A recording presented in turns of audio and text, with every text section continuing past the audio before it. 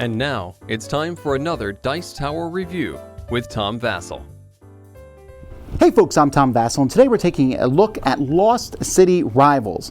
Now I have a special place in my heart for Lost Cities. Lost Cities was one of the first games that I ever played with my wife, a two-player card game from Reiner Knizia that came out, I believe, in '99, so 19 years ago. It is a fantastic push-your-luck style game, tense back and forth, mathematical number. There's an exploration theme, but whatever, loved it.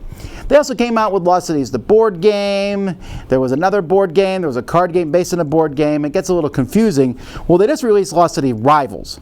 Now, Lost City Rivals, I said, oh, this must be a new version of the card game. It is a little like the card game, but there's also a lot of changes to it. Well, for one, it's 2 to 4 players.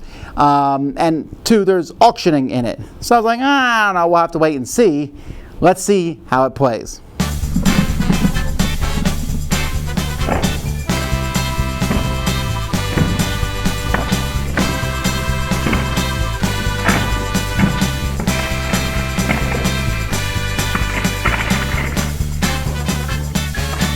At the beginning of the game, each player is going to get 2 random different wager cards. There are 5 different colors in this game. Each of the colors is differentiated by the symbol. So you'll put these cards down in front of yourself like this. Now, there's a whole deck of cards. In this deck of cards are more wager cards of each of these colors. There are also numbers 1 through 5 for each color, twice, and then there's 6 through 10 once in each of the different colors. And then there's 3 more wager cards in each one. So on your turn, you have 2 options. Everyone's going to have the money here. There's 36 coins that's going to be split between the players. So you have 18 each in a 2-player game, 9 each in a 4-player game. And so on your turn, you will either turn over the top card, or you'll put all the cards that are here up for auction. So maybe there's another 4, and there's a handshake, and there's a 5 and a 6. And so we just keep adding cards here. Hey, now I decide to put them up for auction. So we put them up for auction. And let's say I win the auction with 5 coins. You just go around the table until everyone is out except one person. You start with 1, you go higher, or you pass. If you pass, you're out. So then I can take as many of these cards as I want. So I'll say, I'll take this green wager here. And then I'm going to put these cards on top of it like this. Now you can only put cards on top of each other that are the same number or higher. So now that I've done a 4, I can no longer do 2s and 3s. But there's 2 4s here and a 5. You then can pick one card here in the middle. Maybe I'm not going to go for this color at all. So you can pick one and then discard that out of the game. You don't have to do either of these things, but that's what you do when you win the auction. After an auction's won, we turn over the top card and we keep going. So maybe later on, I will win again, and I'll put this one here, and then put a 4 on top of it, and a 7 on top of that. Because you have to put down the wagers first, then you can start with numbers 2, going all the way up through number 10. Now the deck here is actually going to be split into 4 parts.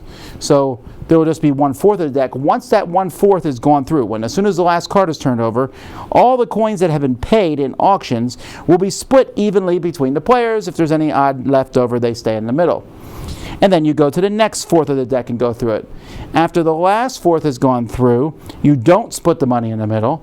Each money that you have remaining is worth 1 point each, and you're going to score your cards. Now when scoring your cards, so let's take a look here. Now obviously I'm going to have much more than this, but each footprint is going to be worth a point. So right now this one here is worth nothing because there's no footprints there at all. This one here is 1, 2, 3, but because I have 2 wagers, I will triple that. So this is worth 9 points. This is 1, 2, 3 with 1 wager, and that's going to be worth 6 points, 3 times 2.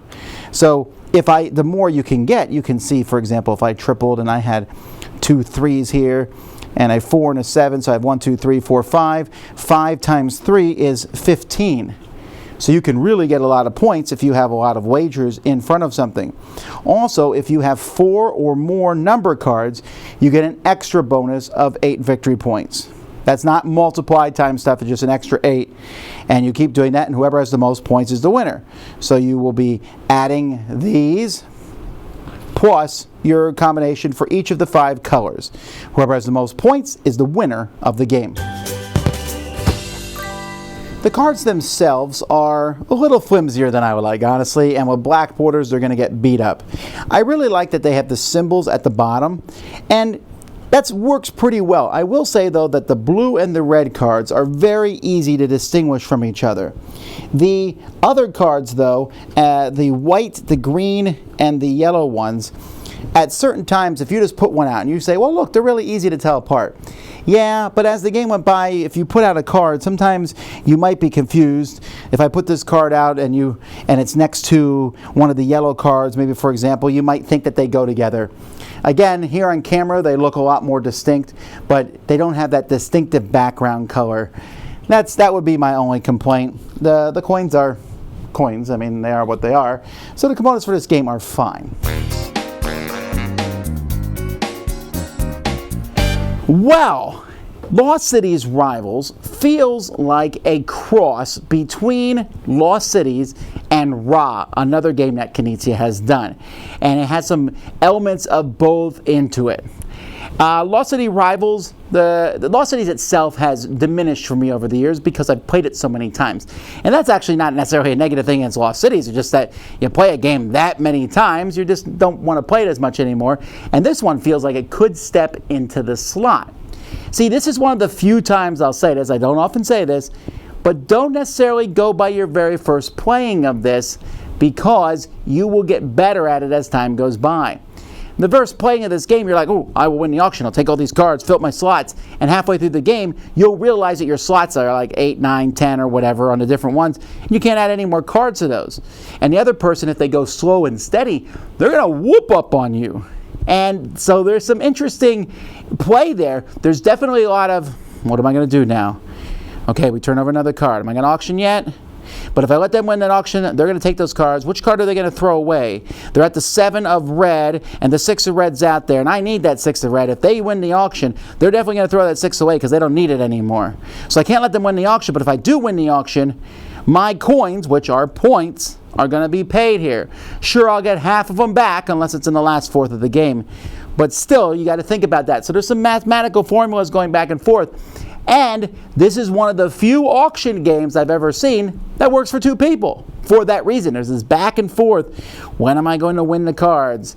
And I'll tell you, the first time we played through, I was like, well, I don't know, I'm not very good at this. And the second time, it's like, all right, completely different. Now I know how to play. Let's go. And definitely had a learning curve in that regard. Now the game plays 3 and 4. It actually works with the larger numbers, but I like it best as that 2-player game because that's what Lost Cities was for me. And so that whole sweat as you sit there and go, okay, so we're both working on these numbers, and I know that that's the number card they're looking for. I can turn over another one, or I can do the auction now. And the tenseness that I felt in Lost Cities is back here, but in a different way.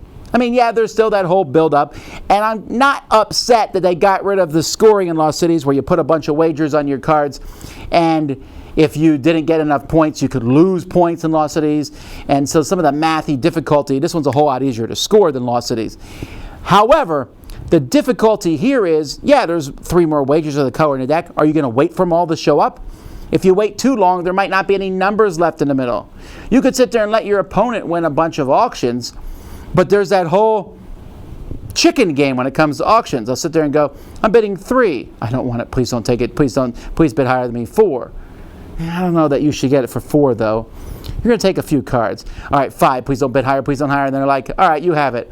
Not only did I lose 5, I lost my ability to do the hammer in another election. Like anytime someone wins an election, if they're now fewer coins behind their opponent, now they're sitting there going, all right, you can win whatever you want if you really want to, but I'm going to make you pay. And so I like that. It's such a unique thing. Now, I wish they hadn't called it Lost City Rivals. I guess I get why they did, because otherwise you would, if they called it a different name, people would be like, this is a lot like Lost Cities. It is. But if you like Lost Cities, I think you might like this. Definitely, you might want to wait till your second play. If you don't like Lost Cities, then I'm not sure, because it has a lot of that, put the cards in a number order, but it has this interesting back and forth 2-player auction. I was very, very surprised by this one, and in a good way. Dice Tower Judgment, approved!